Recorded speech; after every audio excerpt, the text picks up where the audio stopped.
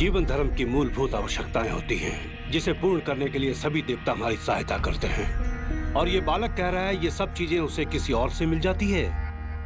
क्या इसका अर्थ ये है कि इस पृथ्वी पर कोई दूसरा भगवान है? आपने बिल्कुल उचित समझा है पुरोहित जी।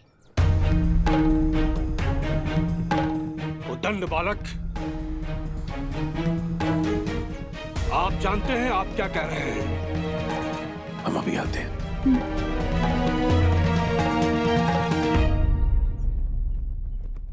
क्षमा करें पुरोहित जी, मारुति से कोई भूल हुई क्या?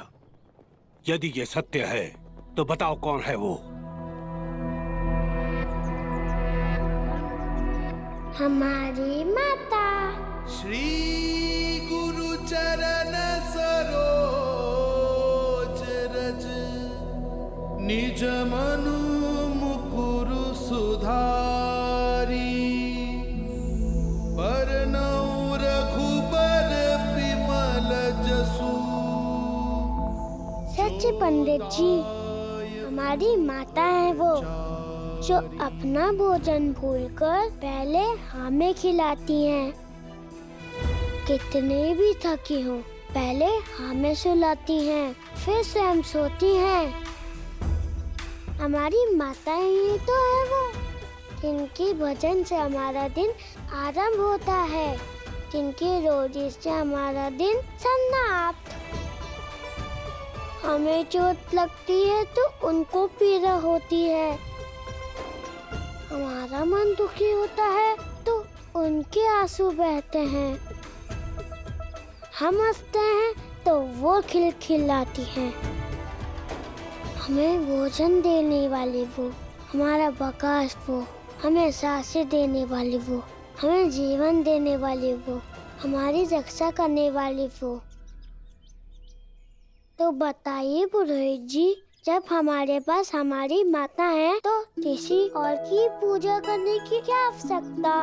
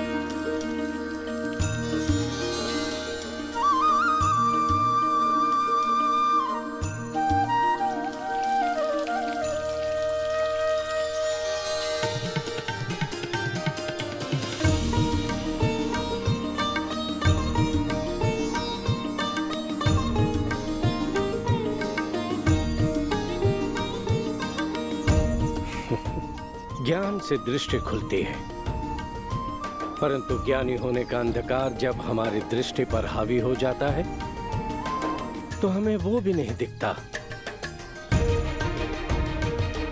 जो सरल है, स्पष्ट है, प्रत्यक्ष है। माता और उसके संतान का एक दूसरे के प्रति प्रेम,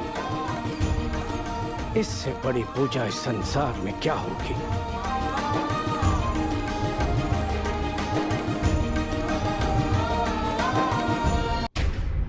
ऋषिवर, सत्य हमारे आंखों के सामने था, जिसे हम देख नहीं पाए, जिसे इस नन्हे से बालक ने देख लिया।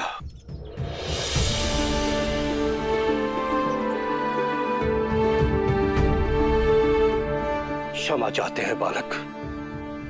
आज आपने हमें वो ज्ञान दिया जिससे हमारी भक्ति और भी पवित्र हो जाएगी।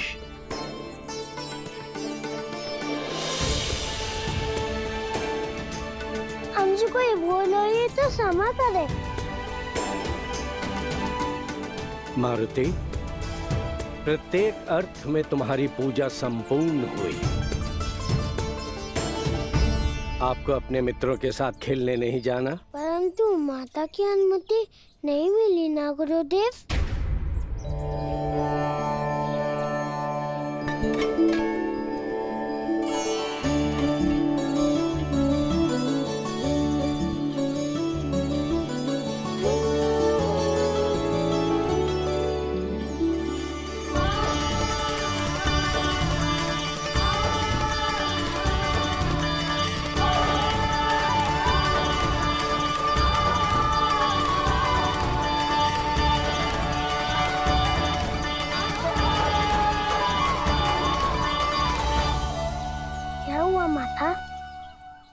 आदि, आप नहीं जाती तो हम नहीं जाएंगे। बस आप रोइए मत। आपकी आंखों में आंसू नहीं अच्छे लगते।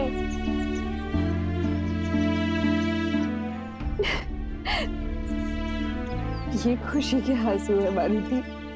आपको पता है, हमारा सौभाग्य है कि संसार का सर्वश्रेष्ठ पुत्र हमें मिला है।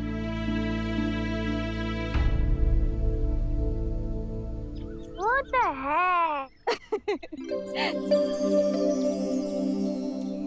इसका मतलब हम खेलने जा सकते हैं? धन्यवाद माता, हम जा रहे हैं खेलने। जगन मगन बंधु, इससे पहले माता का मन बदल जाए, शीघ्र चलो।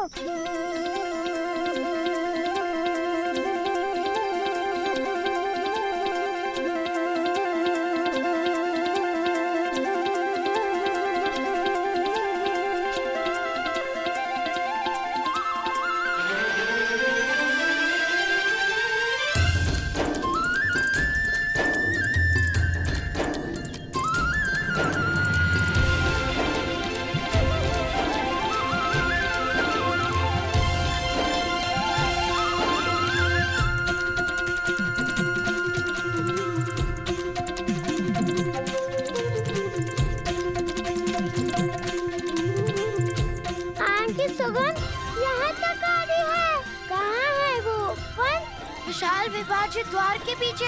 दीवार?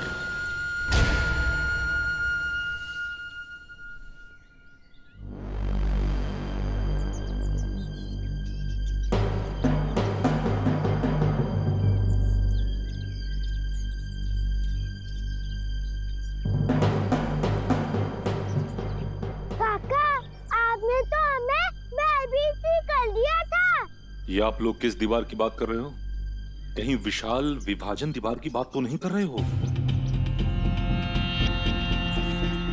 आप लोगों को उसका इतिहास पता भी है? सुनत रहे काका कि उस ओर राक्षस रात है। बिल्कुल सही सुना है।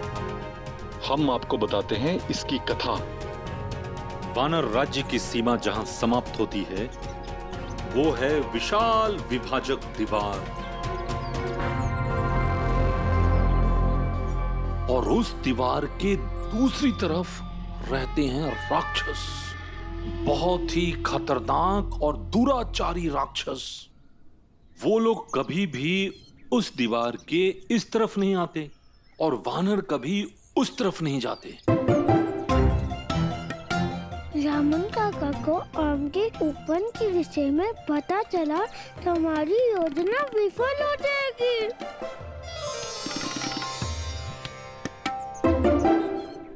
काका, आप तो हमें मधु केतक की कहानी सुनाने वाले थे ना? आपने कहा था कि उन दो असुरों की उत्पत्ति ही विष्णु के कान से हुई थी। अच्छा? हाँ, आपने कहा था। हाँ। उसके पश्चात क्या हुआ वो बताइए। हाँ, बताता हूँ। लगता है कि जैसे जैसे हम वृद्ध हो रहे हैं, हमारी स्मरण शक्ति भी धूमिल होती जा रही है।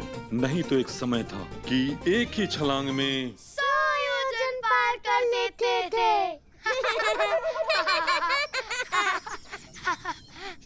तो बच्चों, एक बार भगवान विष्णु अपने शेष शैया पर सोए हुए थे।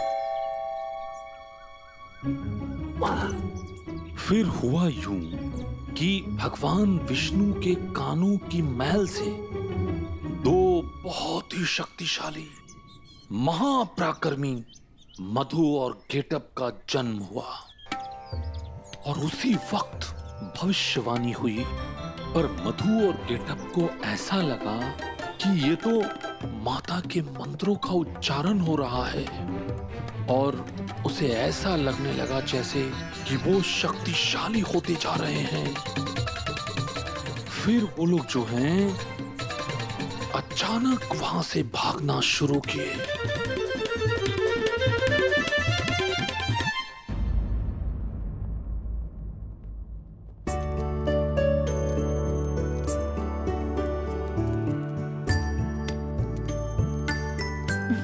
कौन है ये शिशु?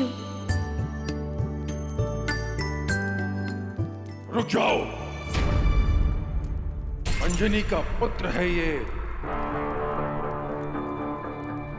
हमारा सिंहासन छीनना चाहता है, हमें मारना चाहता है ये, परंतु हम ऐसा होने नहीं देंगे।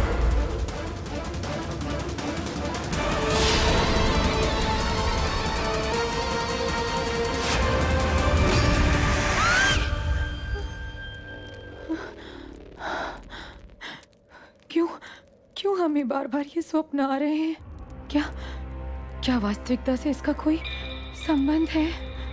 नहीं। महाराज बाली का अंजनी पुत्र के प्रति ये द्वेष क्या काल्पनिक है? अंजनी के गोद भराई के दिन महाराज बाली का जो हमारे साथ व्यवहार था वो बड़ा विचित्र था।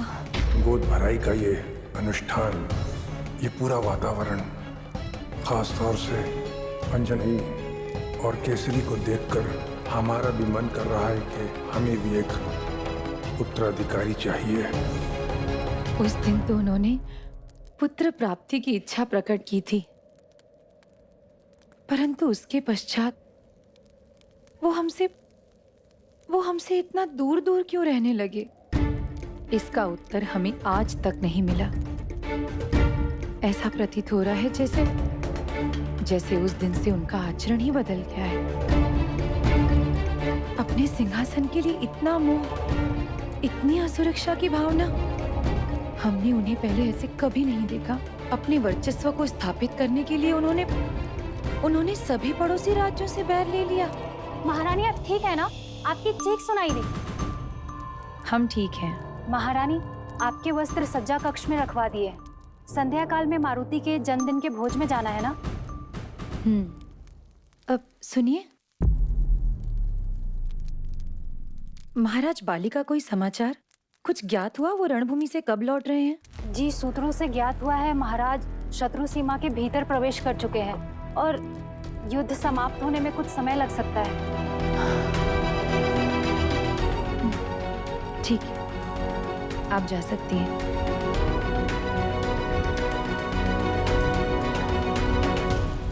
वहां महाराज अपने राज्य की सुरक्षा के लिए अपने प्राणों को दांव पर लगाकर शत्रुओं से युद्ध कर रहे हैं, और यहाँ हम न जाने उनके विषय में क्या क्या सोच रहे थे। हमें पूर्ण विश्वास है कि महाराज बाली विजयी होकर शीघ्र ही लौट आएंगे और एक बार पुनः सब कुछ ठीक हो जाएगा।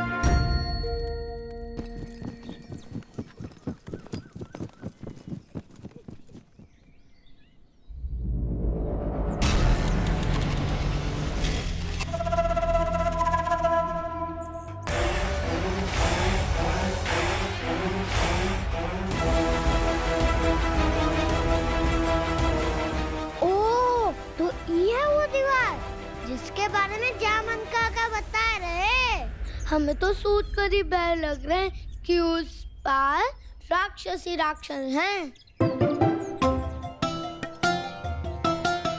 आपसे तो बाद में देखेंगे, पहले आम।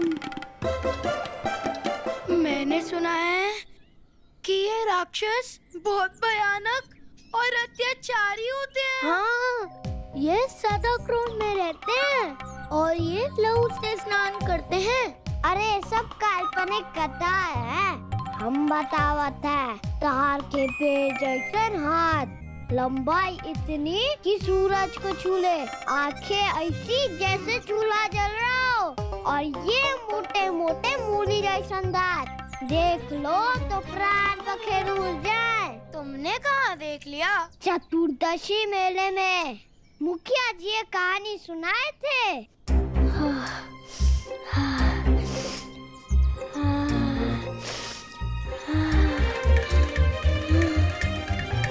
सेकंड तो इसी दिशा से आ रही है, यही कहीं होना चाहिए हमको फन।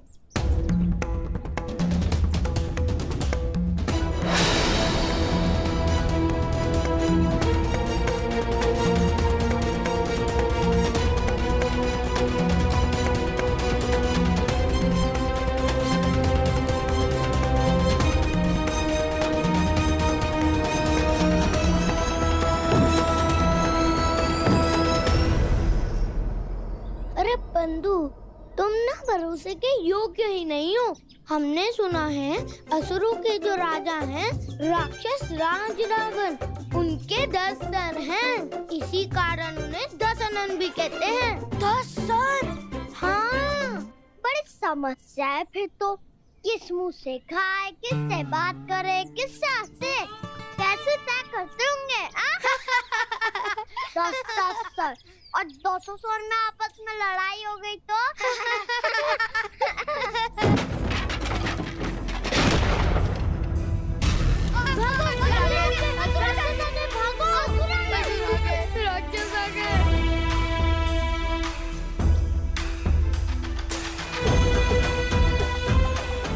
मारुति वहाँ क्या कर रहा है? मित्रों चले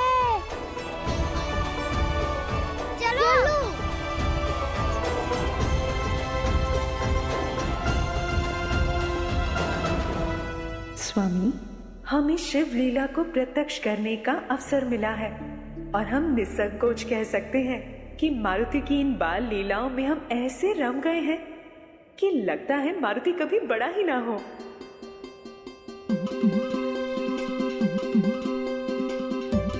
वाह, क्या सुंदर उपवन है, क्या आम है, मन प्रफुल्लित हो गया।